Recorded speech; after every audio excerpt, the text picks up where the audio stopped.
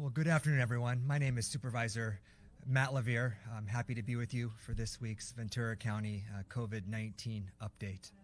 We have a busy agenda this morning. You'll be hearing from our Public Health Director, Rigo Vargas, our HCA Chief Deputy Director, Barry Zimmerman, and then finally, our County CEO, Mike Powers.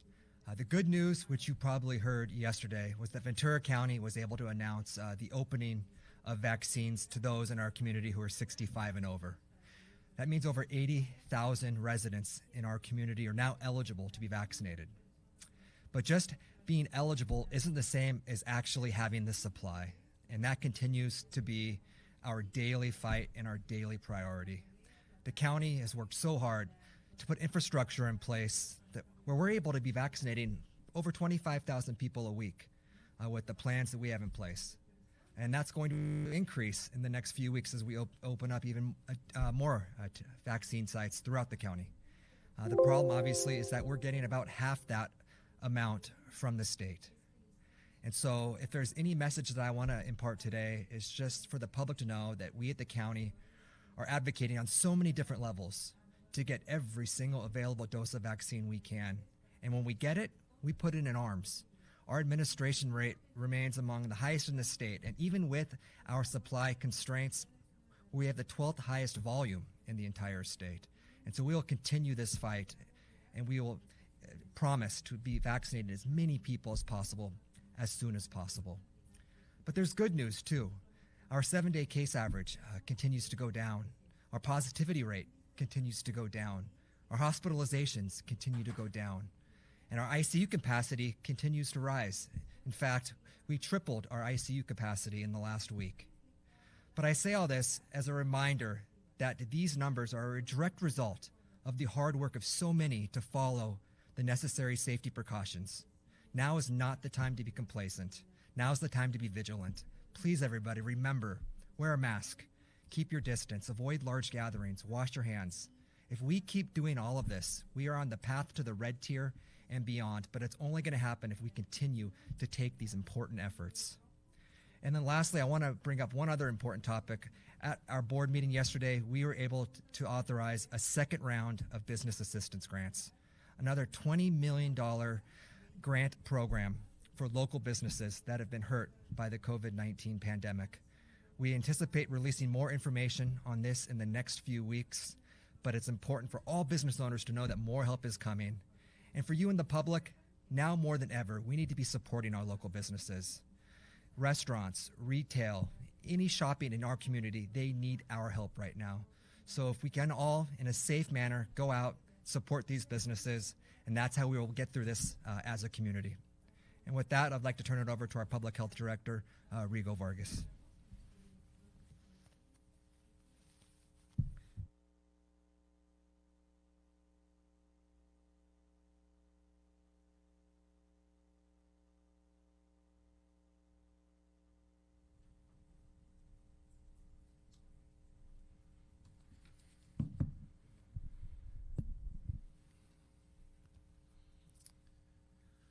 Good afternoon, Ventura County. Thank you for tuning in, and thank you, Supervisor Matt Levere, for those comments. And I'll be reinforcing that positive message that our metrics are improving. And with that, let's go to today's numbers, and then I'll show you some graphs that confirm that positive trend in our metrics. All right, so first with today's numbers, you'll see that we're reporting 155 new cases. That is a lower number than we've been averaging even for a Wednesday. Sure, these numbers vary, with Mondays being our largest daily count, given that it is over 3 days. But yesterday's numbers were good, and so are today's for when it comes to a daily number of new cases. You can also see from your screen that we have almost 7,000 new individuals that have gotten tested. Our testing volume continues to be among the best in the state. And so thank you, Ventura County, for taking advantage of the excellent testing capacity that your county family has afforded and made available to each and one of you to get tested as often as needed. You know, the hardest part for me to share our trends and our numbers is with the next one. We continue to report on a daily basis deaths, and in fact, I think we have an older slide here. Let me just make sure.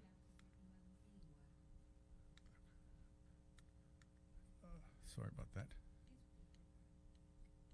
Okay, I think this is a slide a little bit older than the ones for today. So let me recap. New cases is 155 today, 6,861 newly tested, and 13 new deaths.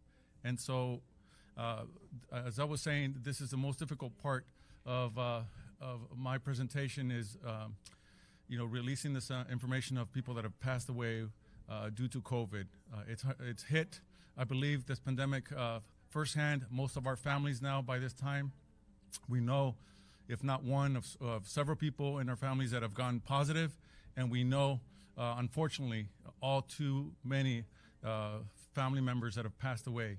And so, our hearts, thoughts, prayers are with each and every one of these families that have lost a loved one. And for that, we thank everyone that provided that excellent care. Most of these fatalities in the last 2 months have been hospital-based. So I know this has been a very challenging time for our brave hospital workers. And oftentimes, they provide that awesome, excellent care with new technologies, new methods, and a lot of those families that are in the hospital get to go home, but unfortunately we've lost some, and I know it's been very hard for the families, but also for the healthcare workers. So thank you for doing your best to save lives and to get folks back home. So on that front, with regard to today's numbers in the hospital, we have 246 positive individuals that are getting care in any one of our 8 hospitals. This number is much better than what we've been reporting the last few weeks, and we're very encouraged by the downward trend. It does fluctuate. It went up just 2 from yesterday, but it's definitely on a downward trajectory. Another good number, even though it's still high, but nevertheless, a very good improvement today is in our ICU. Those individuals that are in our hospitals that are getting excellent care but are in very serious situation, we have 55. That is among the lowest that we've had in the last couple months. And as I've indicated before, and as these graphs will show, first we need to see a decrease in number of cases, which we have seen. Then a week or two, we see a drop in the number of COVID hospitalized individuals. We've seen that. And then a week or two after that, another lagging indicator is those in the ICU, and now we're seeing that. We can't wait for a continued decrease to the final lagging indicator, and those are number of deaths. And so again, while yesterday we had a relatively small number, nevertheless, each and one of those families are suffering because of the lost family member. And today we have 13, as I mentioned. So I think these slides are a little bit outdated, so I won't show you each of the slides that I had that show really the curve for each of the 3 metrics. But if you tune in to the Board of Supervisors meeting yesterday, these are just updated slides that show 3 trends to our important numbers. As I mentioned, the first curve, which we saw a flattening of it 2 or 3 weeks ago, is the daily case rate. And for that, I can already tell you that, for example, yesterday, our case rate was 41. Today, it's already improved to just under 39. Last week, it was 42. Modest, but significant improvements. Today, the tier metrics that were posted yesterday by the state show us as having a 10.5 positivity rate. That is an improvement from almost 11 last week. Again, a modest improvement, but yet even today, we see that the number is already at 10. So we're definitely going in the right direction. The test positivity that corresponds with our health equity indicator metric that roughly corresponds to low-income, high-density communities in the Santa Clara Valley, Fillmore, Santa Paula, Piru. That number has also been improving. While in some zip codes it increased slightly, today's number at 15.6 is back on the right track of improved health equity metric. So with that, I'd like to conclude and just remind everyone that while Mr. Zimmerman, our Chief Deputy Director for the Healthcare Agency, comes and gives us an update on vaccines, I just want to remind everyone that while there is a lot of hope and light at the end of the tunnel with regard to this pandemic, given the vaccination efforts, nevertheless, for the next foreseeable future, the next couple of weeks, next few weeks and several months, we all still need to be very diligent about all the recommendations, as Supervisor LaVere reminded us. We need to hold tight and continue to socially distance, wash our hands, wear our masks diligently, because it'll be a while till we see the full effect of the vaccination efforts. Herd immunity is a target of 75% or so of the population. For that, it'll be the summer.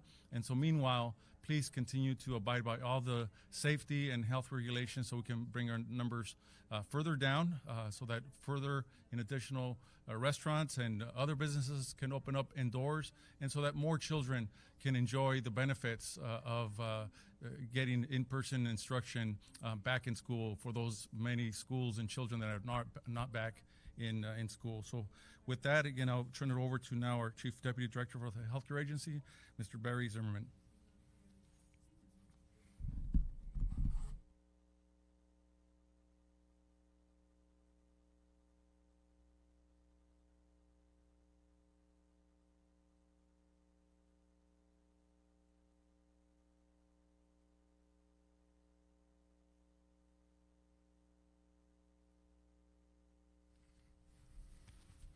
Thank you, Mr. Vargas. Just as a reminder, our case rate is going in the right direction. And one of the key tools to continue it heading that way is to understand the infection rate and those that have COVID. So I encourage you to continue to take access of our testing locations. We still have them fully operational. There is minimal wait times for individuals to get a test, and so access should be good.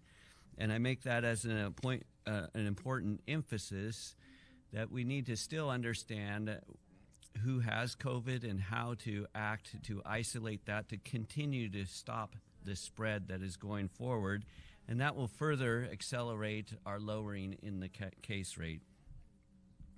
So testing is still an important tool in our efforts to combat COVID. Now I'd like to just give you an update on our vaccine activity to date.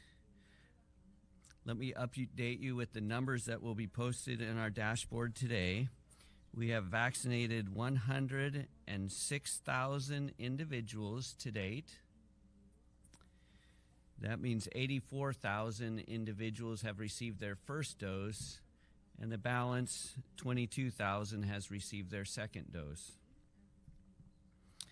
As you are aware that the vaccine is a 2-dose process, you get your first dose, and then after a wait period, depending on your vaccine, 21 days for Pfizer and 28 days for Moderna, you are eligible for your second dose.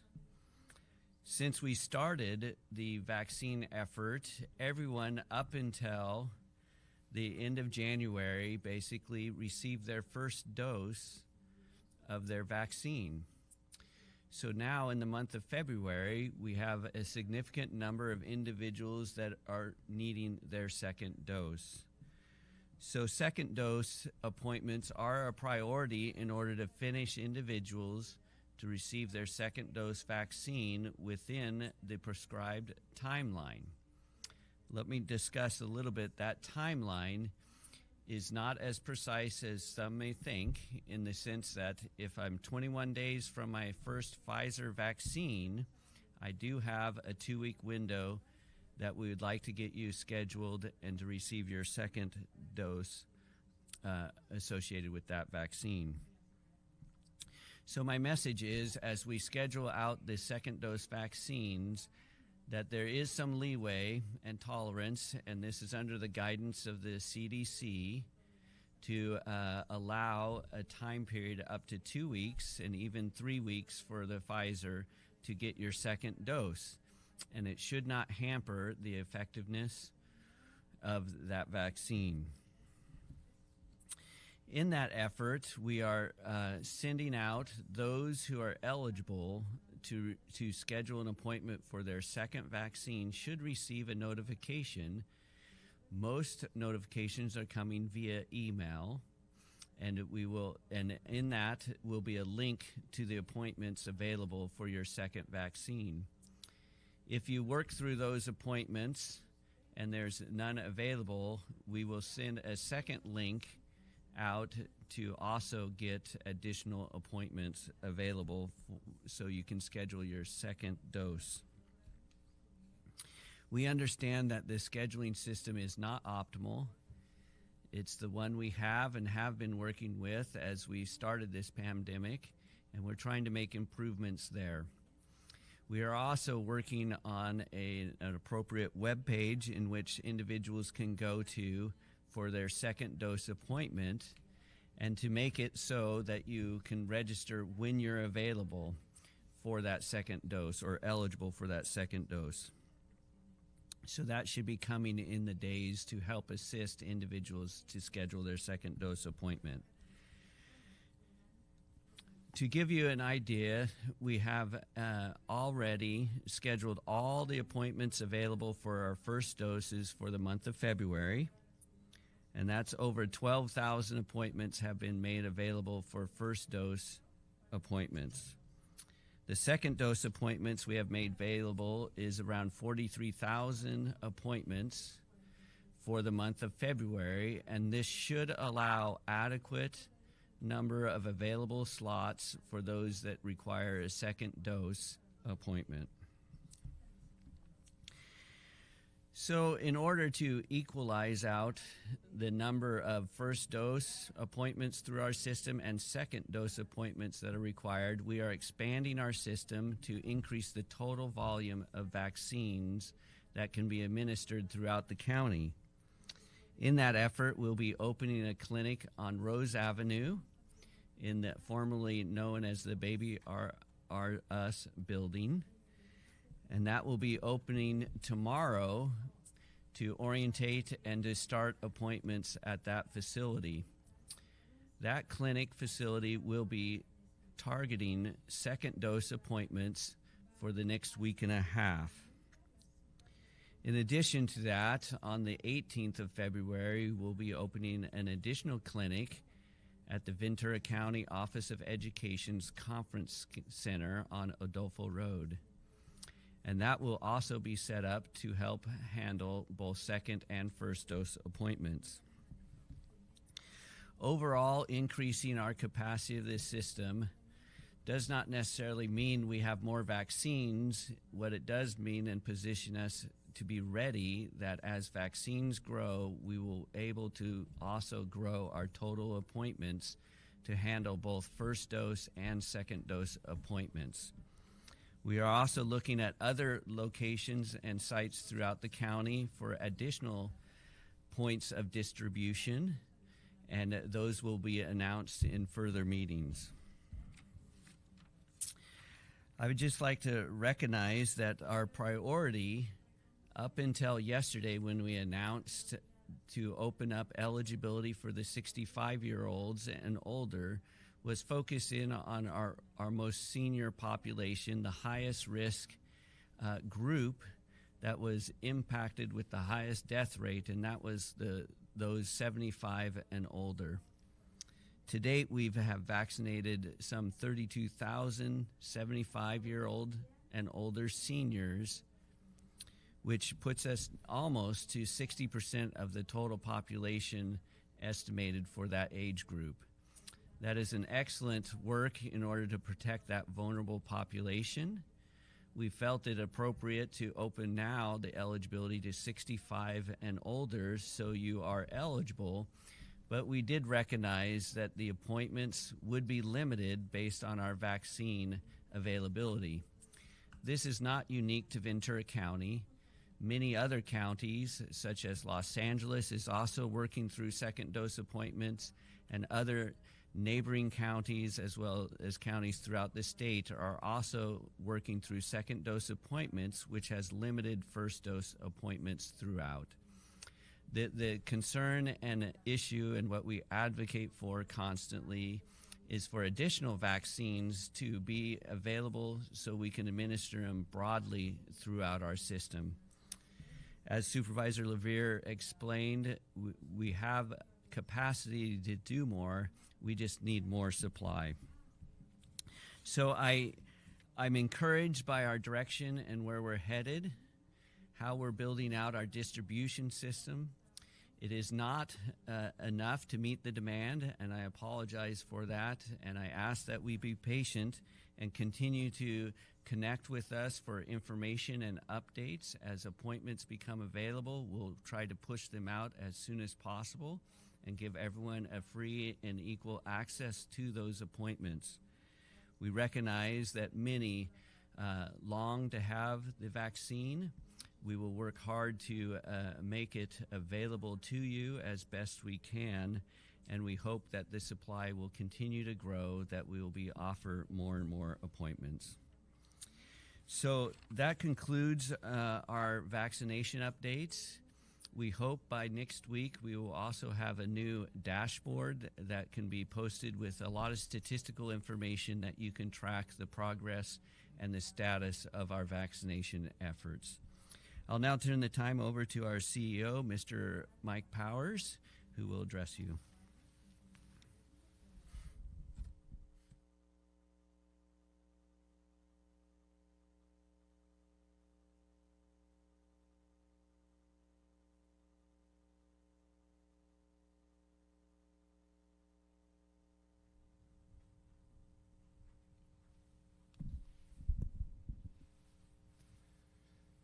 Thank you, Barry. Good afternoon.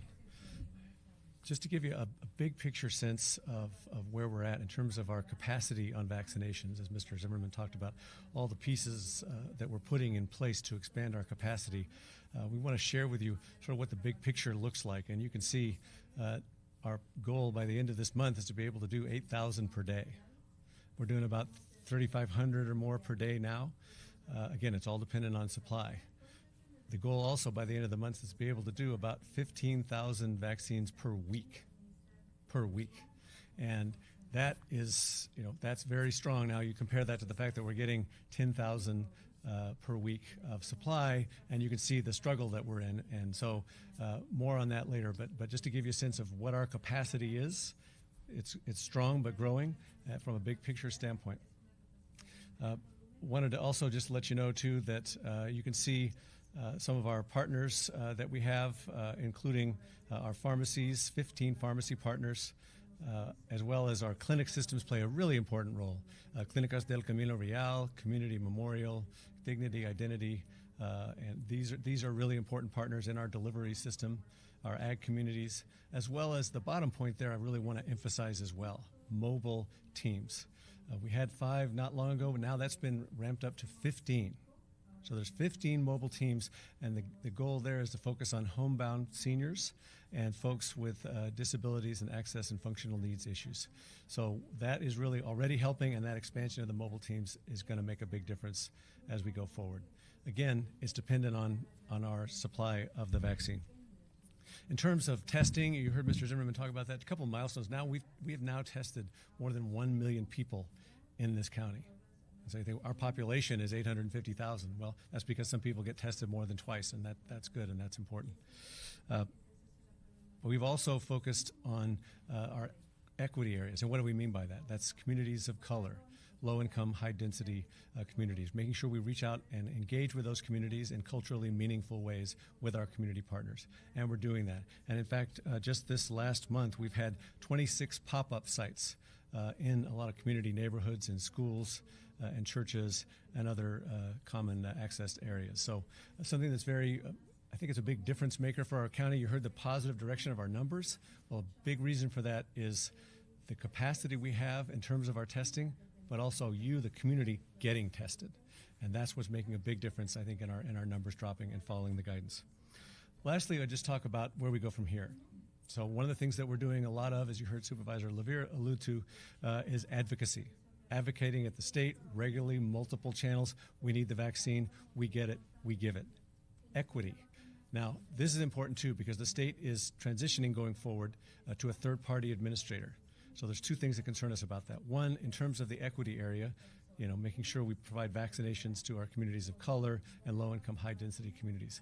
The good news is, in our interactions with the state, they've really been listening. We really appreciate that partnership. They get that counties in general, and this one included, we're better positioned to deliver vaccines to these communities. We have the relationships, we have the partnerships with our community partners, and we will do it in a culturally meaningful way.